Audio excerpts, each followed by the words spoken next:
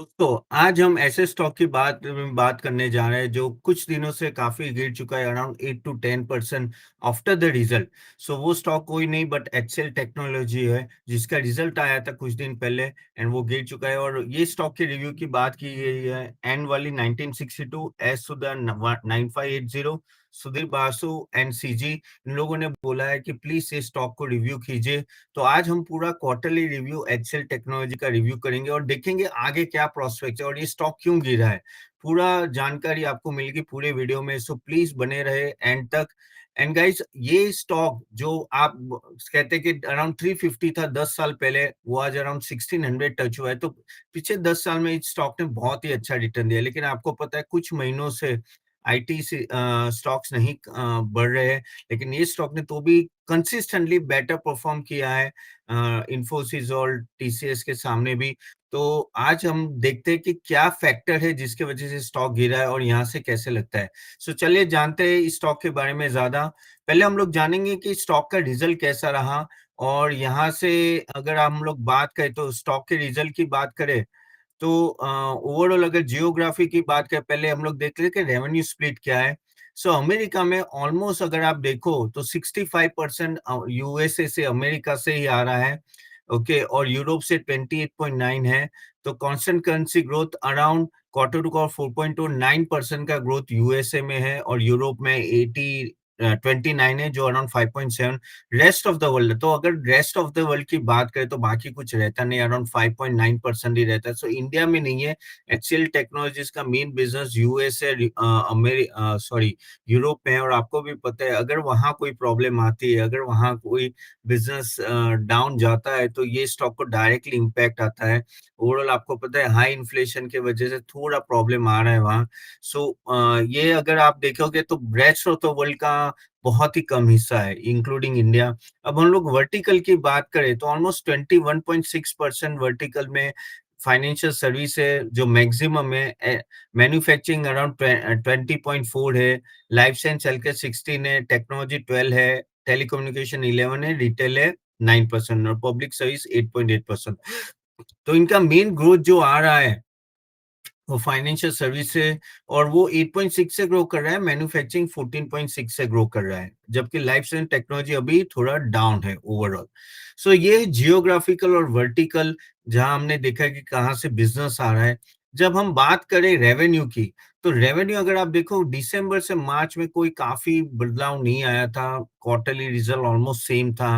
One of the reason उसके वजह से ही ये स्टॉक गिरा है ओवरऑल। अगर आप देखोगे ओवरऑल अगर आप service year on year constant currency देखोगे तो 4.2 और 6.7 है। ठीक है।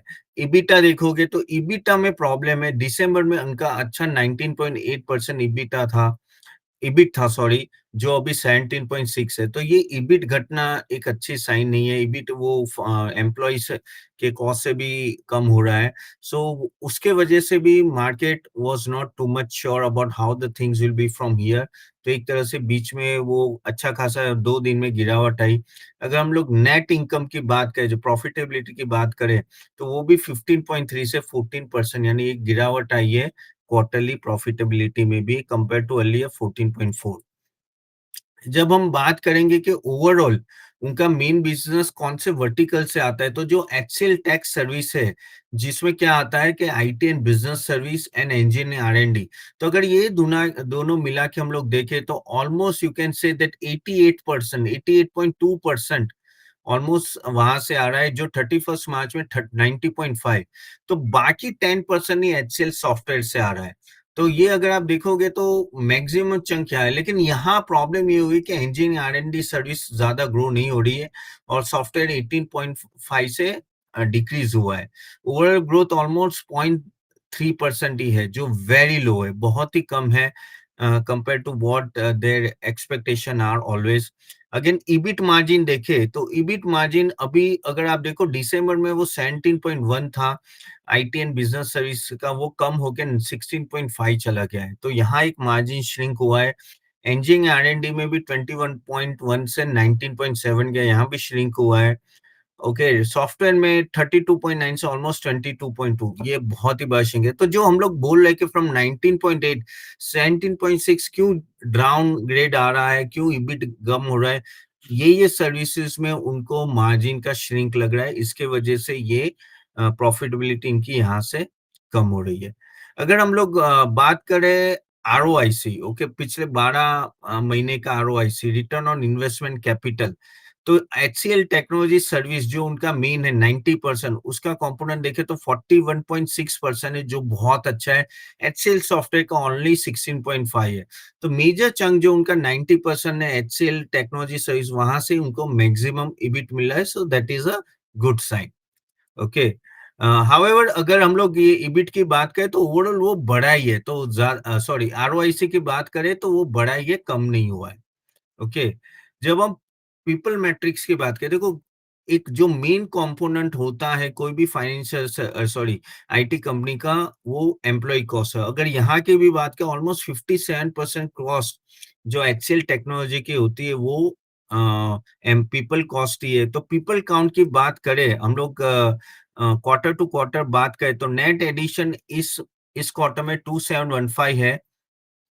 ओके, फ्रेशर 3000 ऐड हुए, एट्रिशन 12.4 है, जो कम है। अगर आप मार्च 23 की बात करें, वो एक समय पे 19.5 चला गया था। क्यों? क्योंकि कोविड के बाद ना काफी अच्छी अपॉर्चुनिटी और बहुत ही इटरेशन नो बेसिकली एट्रिशन हो रहा था, उसके वजह से वो नाउ इट इज स्टेबलाइज। तो 19.5, 16.3, 14.2, 12.4 अभी आ चुका है।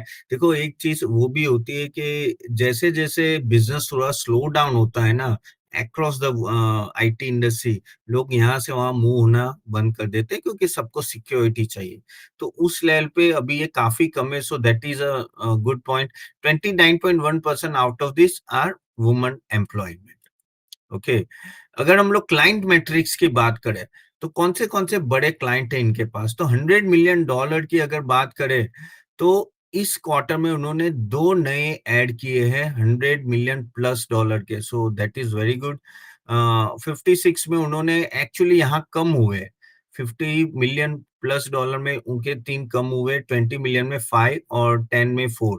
ओके, ओवरऑल अगर आप देखो टॉप 5 जो क्लाइंट है वो 10.4 है, which is good, which is good. क्योंकि अगर वो ये 40-50% हो जाता है, जो काफी अदर कंपनीज का भी अगर आप हम लोग बात करें तो ये L T I mind tree हो जाता है, फिर ये टाटा टेक्नोलॉजीज, ओके, केपीआईटी, ये सब जो बड़े बड़े हैं नो, उनके काफी जो बड़े क्लाइंट्स होते हैं ना, उनका मेजर चंक होता है। तो अगर वहां प्रॉब्लम आती है तो इनको डायरेक्ट प्रॉब्लम आ जाती है। टॉप 10 में 18 पॉइंट है, टॉप 20 में 29, which is good, which is यानी इनका प्रॉपर डाइवर्सिफाई किया हुआ है उन्होंने। अगेन अगर हम फुल ईयर विन डील की बात करें तो टोटल कमर्शियल वैल्यू अगर विन करे तो यूएसडी 9759 मिलियन, जो 10% से बड़ा था ईयर ऑन ईयर की बात करें, और 73 न्यू लार्ज डील्स थे, 36 सर्विसेज में थे और 37 सॉफ्टवेयर में थे। अगर क्वार्टर 4 की बात करें तो हम लोग इन्होंने ऐड किया है 2290 मिलियन USD, 21 लार्ज डील है, 13 सर्विस में और 18 सॉफ्टवेयर। सो जो उनका नॉर्मल होता है उस तरह से विन चल रहे हैं अभी। नाउ यहाँ मेन पॉइंट है वो है उनका गाइडेंस। तो हम लोग अगर गाइडेंस की बात करें तो constant currency revenue growth expectation है around 3 to 5% year on year. यहाँ एक गाइडेंस में एनालिस्ट को प्रॉब्लम थी कि उनको लग रहा था ये गाइडेंस काफी कंजर्वेटिव है, और no that is way no आपने स्टॉक में अच्छी खासी गिरावट देखी। सर्विस कांस्टेंट रेवेन्यू ग्रोथ भी 3.3 to 5% बोला है। EBITDA margin between 18 to 19%, which is okay. But हाँ, गाइडेंस में थोड़ा इन लोगों को एनालिस्ट को they were not happy, and that's why अगर आप देखेंगे तो स्टॉक में काफी गिरावट आई थी। आउटलुक की बात करें तो मैनेजमेंट हाईलाइटेड दैट ये जो अभी का जो डिक्लाइन हुआ था क्वार्टर ऑन 25, वो 2%, वो normally annual productive transfer and impact on largely moving to offshore. क्या होता है कि अगर अगर आपका डील विन होता है और वो ऑफशोर चला जाता है, ऑन साइट नहीं होता है, ओके, तो ऑप्शन में क्या होता है आपकी ऑलरेडी एक्सपेंस बढ़ जाते हैं। अगेन उनका जो जेवी था स्टेट स्ट्रीट के साथ, उसका वो जुलाई 24 से होगा और उसका इम्पैक्ट क्वार्टर टू फाइनेंशियल 25 में इनको दिखेगा, उनका जेवी का इम्पैक्ट आने वाला है। अगेन जो गाइडेंस थी वो 3 टू 5 कांस्टेंट करेंसी में थी व्हिच वाज लेस। तो क्योंकि उनको ये लग रहा है कि सेम लेवल पे रन करेंगे एंड एनवायरनमेंट इतना भी कंड्यूसिव नहीं हुआ है कि यहाँ से बड़ी ग्रोथ दिख रही है। सो ग्रोथ वो वही होगी जो फाइनेंशियल 24 में थी। अगेन जो मार्जिन गाइडेंस थी 18 टू 19%, लेकिन हाँ वो लोग ट्राई कर रहे हैं कि अगर उनको 19 टू 20% जा सके तो उसके लिए वो लोग they are trying their best कि वो 19 टू 20% ले सके। अगेन उनका एक higher exposure to cloud business है, ओके, और नॉन डिस्क्रिशनरी स्पेंडिंग है। So again offers resilient to its portfolio current context. तो उनका ओवरऑल जो क्लाउड बिजनेस का बहुत ही अच्छा जमा हुआ बिजनेस है, और इसलिए क्योंकि क्लाउड बिजनेस हमेशा हाई डिमांड में रहती है, नेटवर्क सिक्योरिटी, डिजिटल वर्कस्पेस, उनमें उनका काफी कहते हैं कि ग्रोथ आ सकता है। सो ओवरऑल ये एक ओवरऑल आउटलुक है जो लग रहा है, जैसे बात की जाती है कि गाइडेंस यहाँ से बहुत बड़ा नहीं है, स्टेटस को जैसा है, लेकिन उनका स्ट्रेंथ काफी है कुछ कुछ एरिया में जैसे क्लाउड बिजनेस, तो वहां उनको बेनिफिट मिल सकता है। तो ये थी बात हुई थी कि कैसा अभी बिजनेस है एचसीएल का, क्वार्टरली रिजल्ट रहा। तो चलो अभी हम लोग बात करते हैं इनकी वैल्यूएशन की, और यहाँ से क्या लग रहा है वैल्यूएशन पॉइंट ऑफ व्यू से। सो जैसे हम लोग की बात करते हैं कि अगर हम लोग पी रेशियो भी देखते हैं, तो अगर आपको पता है कि ये कोविड के टाइम से जो पी 11.6 था, 10.6 था, वो जाके ऑलमोस्ट 33 हुआ। और आपको पता है कि जब भी आप आईटी आईटी कंपनी देखे, पी रेशियो आपको खास देखना है। तो ओवरऑल अगर आप देखो ईपीएस तो बढ़ रहा है, ये जो ग्रीन बार है, ब्लू बार है, वो ईपीएस है। लेकिन हाँ, ये जो ब्लू लाइन है, ये धीरे धीरे इनका कम हो रहा है पी रेशियो। कम होने का कारण ये है कि मार्केट फ्यूचर में इतना बड़ा ग्रोथ नहीं देख रही है एक्चुअल में, जिसकी वजह से एक एडिशनल प्रीमियम ये लोग कम दे रहे हैं। ओके, तो ये एक बड़ा पॉइंट, इवन आप ईवी बाई ईबिट और वो सब देखें, लेकिन हाँ एक चीज है कि प्राइस टू बुक वैल्यू में भी काफी कम रहे, लेकिन वही जो मैं बोल रहा हूँ कि बार बार कि फ्यूचर ग्रोथ के हिसाब से पी रेशियो का असाइनमेंट होता है। जब हम लोग ने ऑलरेडी क्वार्टरली रिजल्ट और वो सब है, ठीक है, क्वार्टरली में एक पॉइंट में जो आपको दिखाना चाहता हूँ वो खास ये है कि इनका जो क्वार्टरली रिजल्ट में अगर आप देखोगे तो ओवरऑल 1 मिनट, ये रहा, या ओवरऑल अगर आप देखोगे तो यहाँ इनका डी ग्रोथ आया था इस क्वार्टर में, पिछले क्वार्टर से। और ये भी एक मेन पॉइंट, अगर आप देखो ईपीएस भी उनका डाउन गया है। तो अगर आप देखो कि पहले धीरे धीरे वो ऊपर गया, अभी वो नीचे आए, वो भी एक फैक्टर था कि क्योंकि उनका रेवेन्यू ऑलमोस्ट फ्लैट है। ओके, रेवेन्यू अगर आप देखो तो ऑलमोस्ट फ्लैट है, ठीक है। और यहाँ जो ऑपरेटिंग मार्जिन में उनका जो 24 से 21 हुआ ना, वहां एक बड़ा इम्पैक्ट आया था, जो मैंने ऑलरेडी बोल चुका हूँ कि एक तरह से एक आप कह सकते हो कि एम्प्लॉय कॉस्ट में थोड़ी बढ़ोतरी हुई थी, वो एक वन ऑफ द रीजन था।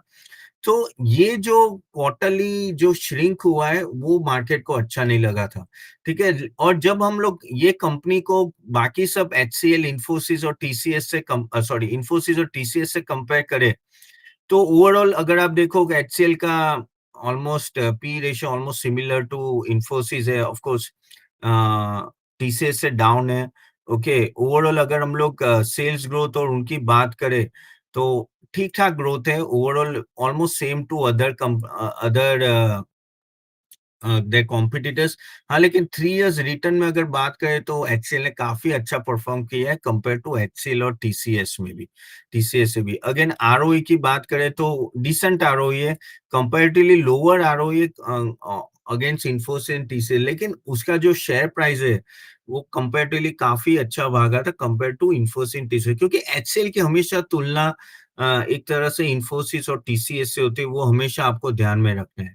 So coming point of view, valuation point of view, मुझे क्या लगा है तो इसकी अगर हम लोग बात करें तो वैल्यूएशन मुझे लग रहा है कि यहाँ से अ, ऐसा नहीं है कि बहुत स्टॉक ये भाग जाएगा या suddenly there will be big jump on the stock. But the only thing is you as a investor you have to know see how the next एक दो क्वार्टरली रिजल्ट कैसे आता है। लेकिन ऐसा मीन्स 15-20% का 15% के आसपास रिटर्न ये दे देगा, लेकिन ऐसा नहीं कि ये भागने वाला है सडनली।